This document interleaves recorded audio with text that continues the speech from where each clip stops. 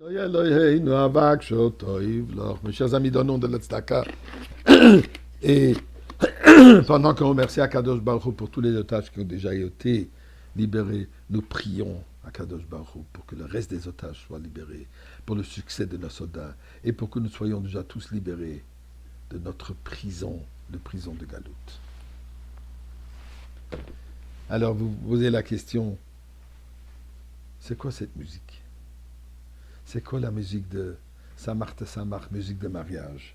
La raison, puisqu'effectivement aujourd'hui, le 14e jour du mois de Kislev, en 1928, le Rebbe et la rabbinite se sont mariés en Pologne. Pourquoi la Pologne, malgré le fait qu'ils habitaient en Russie? Puisque durant les fiançailles qui ont duré assez longtemps, le rabbi précédent, donc le père de la Kala, fut emprisonné, fait face d'une peine de mort, fut envoyé en exil, libéré de l'exil, le 12e jour du mois de Tammuz, et ensuite se trouvait dans une situation où le mariage ne pouvait pas avoir lieu en Russie même.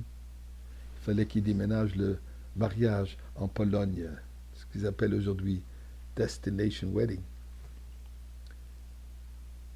Le rabbi précédent avec la rabbinite précédente et bien sûr le Rebbe, Khatan et la Kala sont tous partis en Varsovie et là le mariage a eu lieu.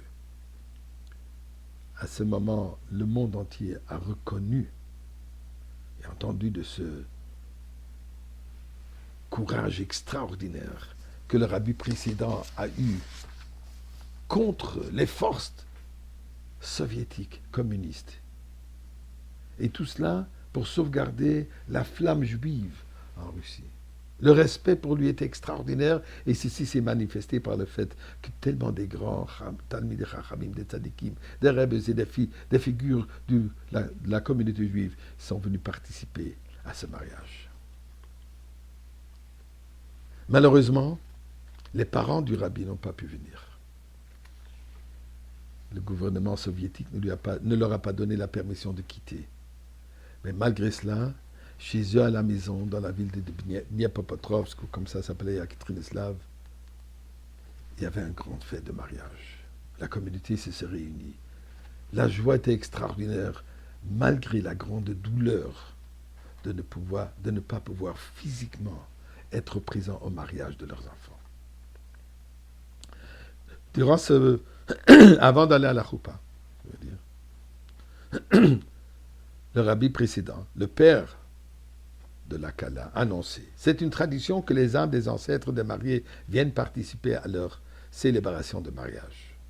Comme invitation à eux, je vais maintenant livrer un mamar, un discours de l'enseignement chassidique, qui comprend les enseignements de nos ancêtres, commençant du Alter Rebbe, le fondateur du mouvement Chabad, Rabbi Shneur Zalman, le Mittel Rebbe, Reb Dovber, notre arrière-grand-père, qui s'appelait Reb Nachem Mendel, le même nom que de Rabbi lui-même. Notre grand-père, Rabbi Shmuel, Reb Marash, notre père, mon père, le grand-père de la mariée, Rabbi Shalom Dovber, comme nos sages l'ont dit, quiconque répète un enseignement devrait voir l'auteur de l'enseignement se tenir devant lui. Et les personnes qui étaient présentes ont raconté que, à ce moment, il y avait un sens palpable de sainteté qui imprégnait la pièce pendant que le rabbi précédent a prononcé ce discours. Le rabbi, dans un discours chassidique en 1984, explique la chose suivante. Le mari et la femme constituent une seule entité, partageant une seule âme. C'est seulement que Dieu a souhaité que pendant une certaine partie de sa vie sur terre, l'âme demeure dans deux corps séparés et que chaque moitié accomplisse sa mission dans la vie séparément, jusqu'à ce que Dieu les unisse dans le mariage. Et cela explique, dit le rabbi, la joie qui accompagne un mariage, une joie qui n'a d'égal dans aucune autre occasion. Pourquoi? Puisque deux demi-âmes séparées à la naissance et élevées dans des foyers différents, dans des communautés différentes, même dans des pays différents, se sont réunis par le pouvoir de Dieu lui-même. Et ceci, c'est la grande joie. Le rabbi a aussi dit que ce jour est le jour qui m'a connecté avec vous et vous avec moi. Puisque c'est grâce au mariage de la rabbinite précédent que le Rebbe est devenu Rebbe. Le rabbi précédent n'avait pas de garçon. Donc c'est grâce au fait qu'il a marié la fille du rabbi précédent en 1950-51, après la disparition physique du rabbi précédent, le Rebbe est devenu Rebbe. C'est ce qui nous explique ce qu'il a dit. C'est ce qui m'a connecté avec vous et vous avec moi. Et nous prions à Kadosh Baruch Hu que cette connexion s'accomplisse complètement en se retrouvant tous ensemble dans le Beth Amikdash. Aujourd'hui sera une journée très propice.